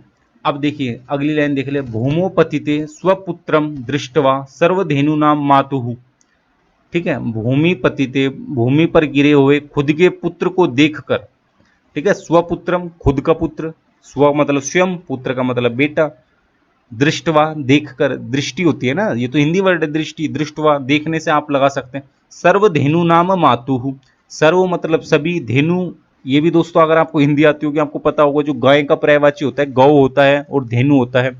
धेनु धन नहीं बोलते, धेनु तो आपने काफी बार सुना होगा, आपने कई कहानियों में पढ़ा होगा, धेनु तो हमारी गाय ही होती है, ठीक है। तो ये दृष्टवा धेनु, सर्व धेनु नाम मातु, ये देखिए स्वपुत्रम दृष्टवा, उस पुत्र की तो माता थी वो सर्वधेनु नाम, सभी गायों की माता है जो, ठीक है। मतलब सबसे जो सारी गायें उसमें जो सबसे अच्छी है, मतलब सबसे ज्यादा शक्तिशाली है, सबसे ज्यादा अच्छी है, सबसे ज्यादा काबिल है, तो उसने क्या करा, उसकी सुरभि है, उसका नाम सुरभि है, ठीक है। मातु सुरभि, नेत्रेभ्याम अश्रूणी आविरासन, नेत्रेभ्याम, नेत्र, अब नेत्र का तो आपको पता होगा, इसमें बताने की जरूरत नहीं, आपकी आंखें होती है। अश्रूणी, अश्रूणी भी शायद अश्रु आपने सुना होगा ना, अश्रु, तो जो आप रोते हैं, जब जो रोते समय जो आपके आंसू निकलते हैं तो वो अश्रु होते हैं, ठीक है, आंसू। तो उसकी आंखों से आंसू गिरने लगे, क्योंकि उसके पुत्र को देखकर, भाई वो बेचारी देख रही थी और वो किसान का बच्चा उसे मारे जा रहा था, मारे जा रहा था बार बार, ठीक है। और फिर उसे हल जुतवा रहा था, लेकिन वो बेचारा नीचे गिर गया। तो सारी सब कुछ देख के ना उसकी मम्मी रोने लगी, मतलब उसकी माता रोने लगी। और सुरभीमावस्थाम दृष्टवा सुराधिपः ताम पृच्छत, अब सुरभि की इस अवस्था को देखकर, देखो सुरभीमावस्थाम, देखिए अवस्था हो गई, सुरभि इधर आपका आ गया, सुरभि की अवस्था, दृष्टवा, दृष्टवा मैंने आपको बताया दृष्टि, दृष्टि मतलब देखने से है, तो देख कर, ठीक है। आप प्रत्यय लगाए वैसे, सुराधिपः, देखिए इनका सभी का मालिक, सुराधिपः, ठीक है। अधीप, हाँ ठीक है, जिसके अधीन है, ठीक है। हाँ तो सुर, इन सभी का मालिक ताम पृच्छत, यहाँ पर दोस्तों बेसिकली राजा से बात की जा रही है, ठीक है। सुराधिपः, ये आपको स्टार्टिंग में एकदम से नहीं आएगा, आइए मैं बता दूं, यहाँ पे ना राजा की बात की जा रही है, जो मतलब इन सभी का मालिक है, या फिर जो सभी देवताओं का, जैसे इंद्र, हाँ इंद्र की बात की जा रही है, ठीक है। इंद्र आप बोल सकते हैं इधर, हाँ इंद्र बोल सकते हैं, साम दृष्टवा, हाँ ठीक है, इंद्र की बात की जा रही है। ताम पृच्छ, इंद्र ने पूछा उससे, आई शुभे कि मेव रोदेशी उच्चताम इति, ठीक है। वो बोल रहे भाई क्यों रो रही हो, ठीक है। तो इस पर क्या बोलते हैं, फिर इस पर जो हमारी ये है, क्या नाम इसका, सुरभि बोलती है। सुरभि कौन, जो हमारी सभी गायों की माता है, जो सभी गायों में सर्वश्रेष्ठ है, गौ जाति में, गोत्व जिसके अंदर जाती है, ठीक है। उसमें गाय से मतलब मेरे तात्पर्य गाय और बैल दोनों ही है, ठीक है उसमें। तो गोत्व जाति जिनके अंदर है, मतलब जो गाय वाली प्रजाति है उसमें, ठीक है। तो बोलती है, विनिपातो न व कश्चित दृश्यते त्रिदशाधिप अहम तो पुत्रम शोचामी तेन रोदीम कौशिक, तो ये बोलते हैं कि हमारे विनाश की किस इंद्र को फिक्र है, मतलब किसी को हमारे विनाश की फिक्र नहीं है, ये बोलते हैं ऊपर वाली लाइन में। क्योंकि ये श्लोक है दोस्तों, श्लोक से मैक्सिमम चांस रहते हैं आपसे क्वेश्चन ना करे जाए, ये तो बस थोड़ा सा आप डर जाते हैं श्लोक वगैरह देख के, ठीक है। तो इसका आप हिंदी बना ले तो अच्छी बात है, बाकी मैं बना रहा हूँ, ठीक है। वैसे बेसिकली श्लोक वगैरह आते नहीं है, ज़्यादा टफ दे रखा है इन्होंने। तो इसका है भाई, हमारे विनाश की किसको फिक्र है, किस इंद्र को फिक्र है, मतलब हमें देख रहा है कुछ इंद्र, तिरा दशाधिप, मतलब किस, मतलब जो मालिक, देखो मैंने इंद्र मालिक से बात की थी ना, दशाधिप, तो किस देखकर हमारे इस विनाश को देखकर हमारी इस किसको फिक्र है, ठीक है। हम तो पुत्रम शोचामी, मैं तो पुत्र के बारे में सोचकर रो रही हूँ कि हाँ, मैं अब तो अपने पुत्र के बारे में सोचकर रो रही हूँ, ठीक है। हम तो पुत्रम शोचामी तेन रोदिमः कोशिका, मतलब मेरा पुत्र के साथ ऐसा सीन हो रहा है, ठीक है, तो इससे देखकर मैं रो रही हूँ। और हाँ, इस ऊपर वाली लाइन में बोलते हैं कि हमारे विनाश की किसको फकर है, और बाकी दूसरी लाइन में बोलते हैं कि मैं तो अपने पुत्र के बारे में सोच रही हूँ इसलिए रो भी रही हूँ। अब वो दोबारा गाय बोल रही है वो, ठीक है, सुरभि बोल रही है भो वासवह, ठीक है।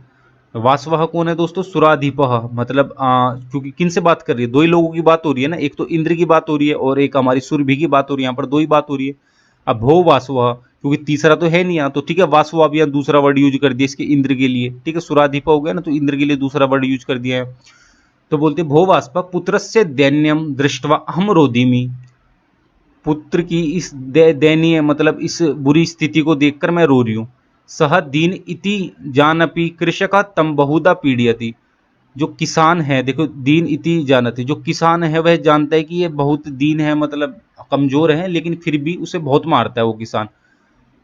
अगली लाइन देखें, सकृच्छेण भारम दुहति, भारम दुहति मतलब दोहना का मतलब एक तो दूध जैसे निकालते हैं आप, तो उसे भी दोहना क्रिया, दोहन क्रिया होती है, ठीक है, तो दुहति और दोहना का मतलब ढोना भी होता है, ठीक है। तो कृष्छेन मतलब कष्टेन, कष्ट से, कृष्छेन हो गया आपके कष्ट से, तो उसे कष्ट है उसे, फिर भी उससे भार ढुआ रहा है वो, कौन ढुआ रहा है भार, भाई किसान ढुआ रहे हैं आपका, ठीक है। इतरमीव धूरम वोढुम स नक्षकनोति, इतरमीव धूरम, धूरम दोस्तों वोढुम, धूरम शायद से आपका वो होता है जो जब हम बैलगाड़ी की बात करते हैं तो बैलगाड़ी कैसे लगती है, तो आगे गाय होती है पीछे बैलगाड़ी होती है, तो उसे जो अटैच करती है ना, उसके जो गाय के जो कंधों पर एक चीज रखी जाती है, ठीक है, जिससे बांधे, जिससे वो पूरा का पूरा भार खींचती है गाय, या फिर बैल की हम बात करें, सॉरी, गाय के ऊपर तो कोई भी बैलगाड़ी नहीं बांधी जाती, बैल के ऊपर बांधी जाती है।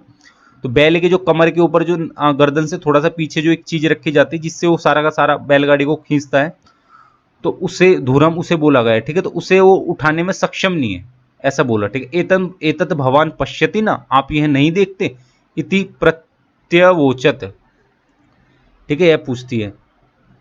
तो भद्रे नूनम, अब यहाँ वो बोलते हैं हमारे वासव, वासव जी बोलते हैं, ठीक है, वासव बोल लो या सुराधिप बोल लो या इंद्र इन्हें बोल लो आप, ठीक है, दो ही लोगों की बात हो रही है। तो ये बोलते हैं सहस्त्राधिकेषु पुत्रेषु सत्यस्वपि तव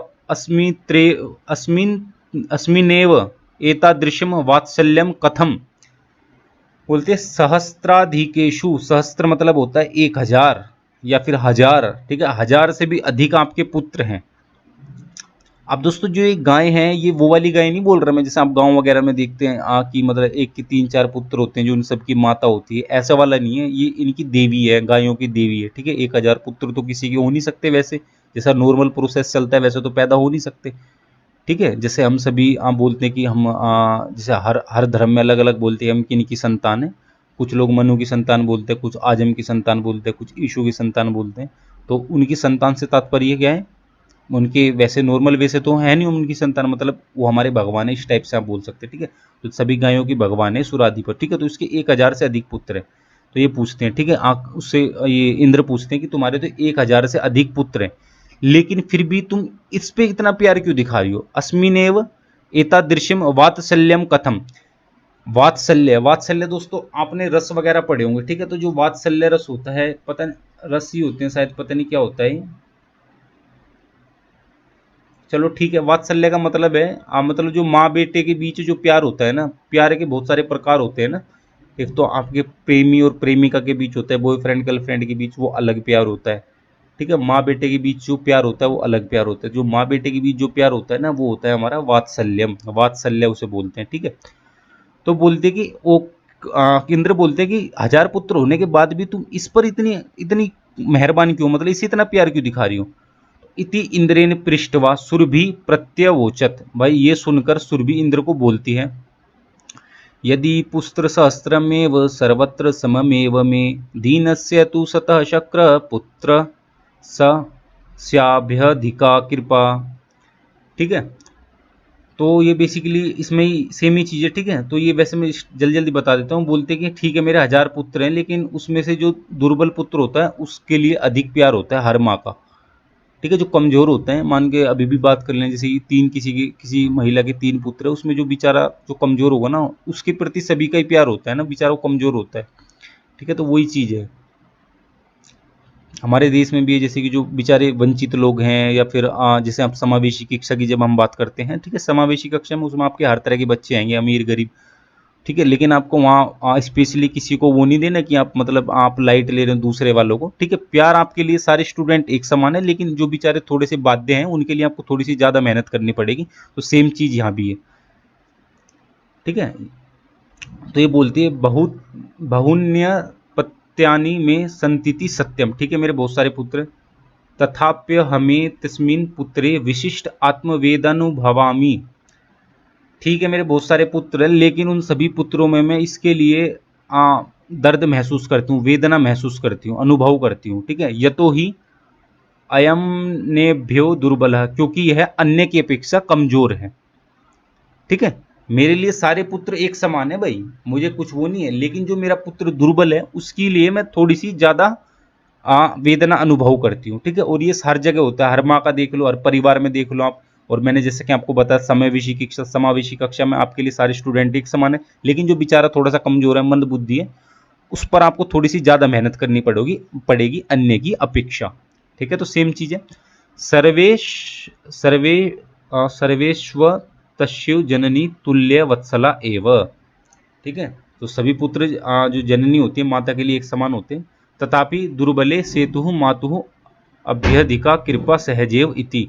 ठीक है, और इसके बाद भी जो दुर्बल होता है उस पर ज्यादा कृपा होती है उसकी माँ की। ठीक है, अब सुरभि वचनम श्रुत्वा भृशम विस्मित्ख्याखंडलस्यापि हृदय द्रवत। ठीक है, सुरभि के यह वचन सुनकर ये क्या है, विस्मित स्याखंड लस्यापि। ठीक है, हृदय मद्रवत। भाई सुरभि के ये वाले वचन सुनकर भीष्म, जो हमारे इंद्र वगैरह हैं या जो भी हैं जिनसे भी ये क्या ऊपर वर्ड इनके लिए यूज किया गया था, चाहे वासव बोल ले मैंने, और चाहे हम एक और चीज है इसमें क्या सुराधिपह बोल ले। ठीक है, तो ये बेचारे इनका हृदय है जो वो मतलब वो हो जाता है, मतलब ये थोड़े से दुख अनुभव करते हैं। ठीक है, दया भाव दिखाते हैं कि हाँ भाई बात तो सही बोल रही है ये। ठीक है, तो थोड़ा सा दुख अनुभव करते हैं वो, और बोलते हैं कि गच्छ वत्स से, तुम जाओ, वत्स से मतलब पुत्र। ठीक है, सर्वभद्रम जायेत, सब कल्याण होगा। ठीक है, मतलब आशीर्वाद दे देते हैं। तो यहाँ पर ये हमारी जो गद्यांश से खत्म हो जाता है, आपको पूरी स्टोरी मैंने बता दी। इसके बाद भी दोस्तों थोड़ा सा बचता है, ये बेसिकली जो है आपका वहाँ से लिया गया है ये महाभारत है जैसे। ठीक है, महाभारत एक साथ तो दिखा नहीं सकते, उसे छोटे छोटे पार्ट में डिवाइड करा है, और जो पार्टों की संख्या है, जो मतलब पर्व उन्हें बोलते हैं, तो 18 पर्व हैं। ठीक है, उसके छोटे छोटे पार्टों में डिवाइड करा है। रामायण महाभारत किसकी बात करें, हर कुछ को डायरेक्ट तो बहुत बड़ा हो जाता है ना, तो इन्हें पर्व में डिवाइड करके रखते हैं जिससे थोड़ी सी सहूलियत हो जाए। तो जो पर्व है, ठीक है, जो 18 पार्ट है उसमें से एक है वन पर्व। ठीक है, तो उस पर्व में से लिया गया ये वाला। तो इसका बाकी का ये है कि जब उसे गाय को जाने के बाद बोल देते, थोड़ी सी और दो एक लाइन है उसमें ये बोलते हैं। ठीक है, तो उसके बाद जब गायें चली जाती है, इंद्र क्या करते हैं, वर्षा करवा देते हैं, बारिश करवा देते हैं। तो बारिश करते के साथ ही क्या होता है, वो कृष्ण उसकी जो खेत सिंचवा रहा था बैलों से, उससे तो सींचने की जरूरत नहीं होती क्योंकि बारिश हो जाती है, ऑटोमेटिक सींचे जाते हैं। तो बस वो वहां से चला जाते हैं उन बैलों को लेकर। ठीक है, तो अब ये देख लेते हैं 144वां क्वेश्चन, इसमें से पूछा गया गद्यांश से प्रयुक्त बलिवर्ध शब्दस्य को अर्थ। बलिवर्ध का क्या अर्थ है, तो मैंने आपको बता दिया, गो है, वृष, गर्दभ, बलवान है। मैं बता देता हूँ इसकी हिंदी, गो का मतलब गाय, वृष का मतलब बैल, और गर्दभ का मतलब क्या होता है, गधा, और बलवान का मतलब जो शक्तिशाली होता है। ठीक है, तो तीन ही चीजें यहाँ पे, एक गाय है, बैल है और इंद्र है। ठीक है, तो ऑप्शन नंबर 2 आपका बिल्कुल ठीक है। बलिवर्ध जो स्टार्टिंग की लाइन है आपको इसमें दिख जाएगा। ठीक है, बलिवर्धभ्याम, दो बैलों के साथ। अगला देख लेते हैं सुराधिपह का, तो सुराधिपह मैंने बोल दिया आपको। ठीक है, वासव है। ठीक है भैया, इंद्र की बात की जा रही है। ठीक है, सुरा एक देखिए देखिए इधर आपको कंफ्यूज नहीं होना दोस्तों, जो हमारी है पुत्र देने दृष्टवा इति, सुरभि अलग है, सुरभि तो हमारी गाय है, और सुराधिपा हमारे इंद्र हैं। ठीक है, सुरभि और सुराधिपा दो लोग हैं इसमें। ठीक है, तो सुराधिपा हमारे इंद्र हैं। ठीक है भैया, वासव, हाँ इंद्र इसका ऑप्शन नंबर 2। ठीक है, वासव, हाँ वासव भी है भाई, शुक्र, हाँ भैया इसमें तीनों ही सही है। ठीक है, तीनों के इंद्र को तीनों नाम से बुलाया गया है यहाँ, वासव, इंद्र और शक्रह। ठीक है, शक्रह शायद से नहीं बुलाया गया, लेकिन इन दो से तो बुलाया ही गया है। ठीक है, आप ये देख लेना दोस्तों, थोड़ा कॉमन सेंस लगा के यहाँ, ठीक है। अगर आपको कोई वर्ड नहीं मिल रहा है कि इससे तो बुलाएगी ना, तो उपयुक्त सर्वोपि की अर्थ कैसे हो सकता है, तो आपको ये तो पता है ना, दो तरह से इंद्र और वासो कह के तो बुलाया ही है। अब दो तो आप सही आंसर नहीं कर सकते ना इसके, ऑप्शन तो एक ही सही होगा, तो इसलिए ऑप्शन नंबर 4 इसका सही है। इस तरह कॉमन सेंस आपको लगाना है, ठीक है। अगर आपको एक नहीं मिल रहा तो बाकी दो मिल रहे, दो को आप राइट नहीं कर पाओगे, तो ऑप्शन नंबर 4 ही आपको लगाना पड़ेगा। 146वां, गद्यांश से वेगेन इत्यर्थे प्रयुक्तम पदम किम। वेगेन, इसके स्थान पर कौन सा वो किया गया है, तो मैंने आपको बताया था ना, स्पीड के साथ काम करने वाला, ठीक है। तो इसका जो सही आंसर है आपका जवेन है। शरीरेण, शरीर से, तेन उसको, जवेन तो देन, ठीक है। तो ये देखिए ऑप्शन नंबर 3 ठीक है इसका। आपको मैं दिखा भी देता हूँ, मैंने कही थी 2 बैलों में एक स्पीड से काम नहीं कर पा रहा था, ठीक है। तयो बलिवर्दयो एक शरीरेण दुर्बलः जवेन गंतुम शक्तश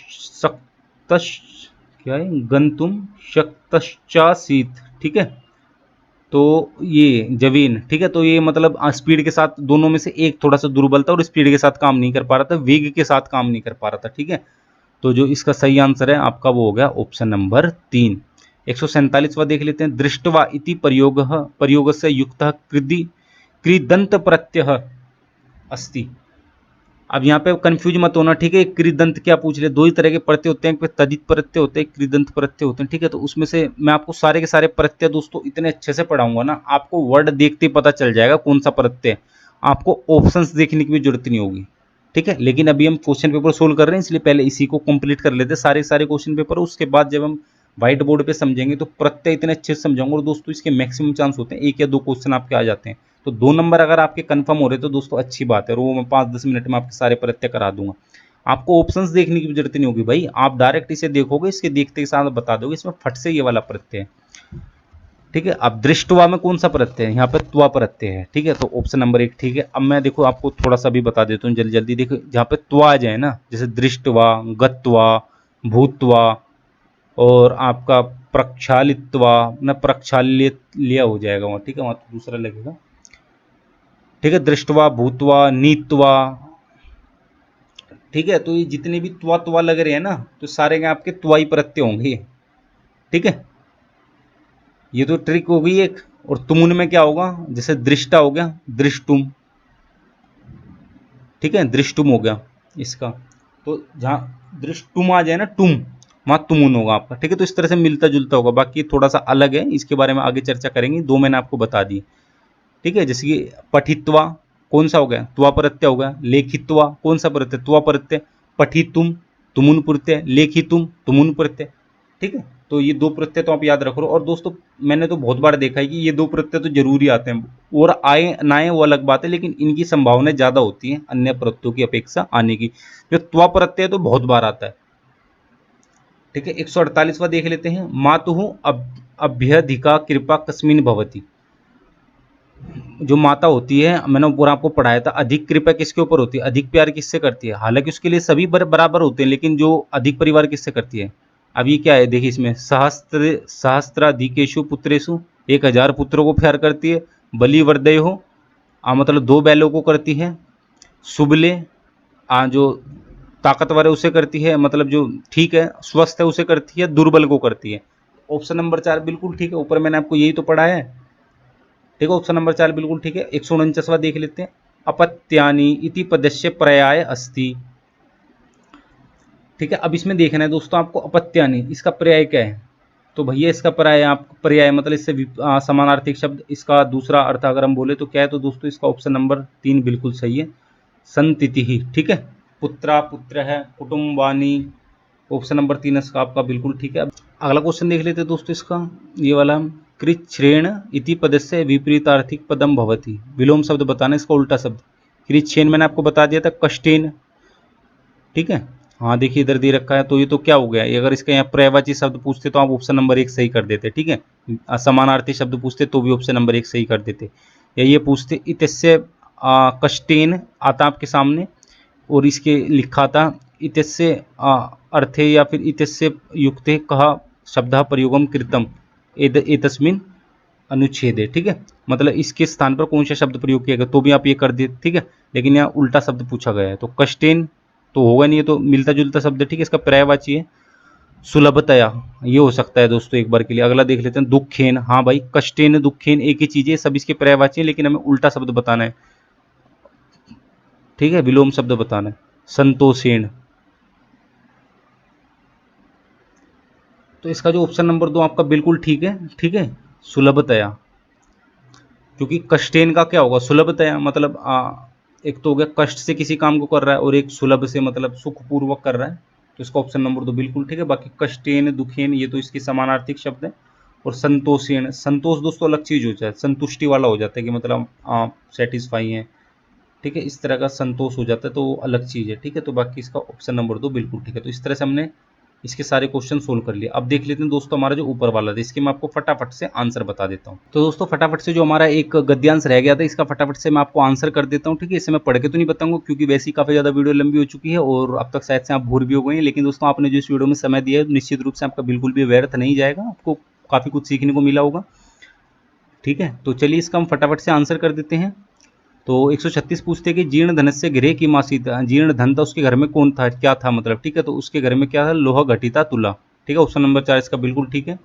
अगला देख लेते हैं सुचिरम कालम कह देशांतरम भ्रमितवान, तो इसका जो ऑप्शन नंबर 3 आपका बिल्कुल ठीक है, तो जीर्ण धन था वो। अगला देख लेते हैं पितृवय कस्य, हाँ तो इसका ऑप्शन नंबर 2 आपका बिल्कुल ठीक है, शिशो हो। 139वां देख लेते हैं पुरुष धाम इति समस्त पदस्य विग्रह करो, पुरुष धाम शब्द का विग्रह करना है आपको, ठीक है। तो जब आप इसका विग्रह करोगे दोस्तों, तो इसमें जो आपका आएगा वो आएगा ऑप्शन नंबर 1 निकल के, पुरुषश्चौ, क्या है, पुरु पुरुषश्चासौ अधमश्च, ठीक है। तो इसका ऑप्शन नंबर 1 बिल्कुल ठीक है। और 140वां देख लेते हैं मुस्कही इति पदस्य पर्याय भवति, इसका पर्याय बताना है आपको, ठीक है। वृक्ष दशई सुख भी कुकुरई चोरई, चोर चोर होता है, कुकुरई कुत्ता होता है, वृक्ष आपका बैल से है शायद से, ठीक है। और ऑप्शन नंबर 1 है आपका, हाँ ठीक है, तो इसका ऑप्शन नंबर 1 आपका बिल्कुल ठीक है, ठीक है। खूबी, तो ऑप्शन नंबर 1 इसका बिल्कुल ठीक है। अब इसका देख लेते हैं 141वां प्रहष्टमान का आसीत, तो इसका ऑप्शन नंबर 3 आपका शिशु बिल्कुल ठीक है। और 142वां देख लेते हैं गद्यस्मिन संस्थाप्य इत्यस्य प्रत्यय किम पदम प्रयुक्तम, तो इसका संस्थाप्य के स्थान पर ये वाला ऑप्शन नंबर 1 आपका बिल्कुल ठीक है, प्रक्षिप्य, ठीक है। कौ राजकुलो गतौ, तो इसका जो आपका ऑप्शन नंबर 4 बिल्कुल ठीक है, जीर्ण धन वाणिज्य, ठीक है, जीर्ण धन और वाणिज्य। कौन दो राजकुल गए, तो जीर्ण धन और वाणिज्य वहां गए, कहाँ पे, राजकुलम, राजकुल, ठीक है। तो इस तरह से मैंने दोस्तों इसके भी सारे के सारे आपके आंसर कर दिए हैं। और आप इस वीडियो को देख लिए तो आपको इस वीडियो को फटाफट से लाइक करें, ज़्यादा से ज़्यादा इस वीडियो को अपने दोस्तों में शेयर करें, ताकि ज़्यादा से ज़्यादा दो लोगों को, तो जो हमने आपके लिए मेहनत करी है वो हमारी मेहनत सफल हो पाए। बाकी अगर आपने अभी तक हमारे चैनल को सब्सक्राइब नहीं किया तो हमारे चैनल को भी सब्सक्राइब कर सकते हैं। और दोस्तों हमारी काफ़ी सारी और भी ज़्यादा इन्फॉर्मेटिव वीडियो है, जिससे कुछ और भी क्वेश्चन वगैरह उन्होंने सोल्व करे हैं, और कुछ और भी इससे संबंधित रिलेटेड काफ़ी सारी इन्फॉर्मेटिव वीडियो है। अगर आप वीडियो को इस वीडियो को लेट से देख रहे हैं तो शायद से हमने काफ़ी सारी वीडियो और भी बना ली होंगी, तो सभी के लिंक आपको इस वीडियो के डिस्क्रिप्शन बॉक्स में मिल जाएंगे। और सारी वीडियो दोस्तों एक दूसरे से कनेक्टेड है, मतलब आप एक वीडियो का लिंक क्लिक करोगे तो उस वीडियो में दूसरा लिंक मिल जाएंगे, उससे करोगे उसमें तीसरे लिंक मिल जाएंगे, ठीक है। तो आपको दर दर की ठोकरें नहीं खानी पड़ेंगी, ठीक है। जैसा ये हमारा इस गद्यांश में बैल खा रहा था ना बेचारा, ये जो शरीर से दुर्बल बैल था, तो इस तरह से आपको परेशान होने की जरूरत नहीं है, ठीक है। तो बस दोस्तों फिलहाल के लिए इतना ही, मिलते हैं अपनी अगली वीडियो में, तब तक के लिए जय हिंद, वंदे मातरम।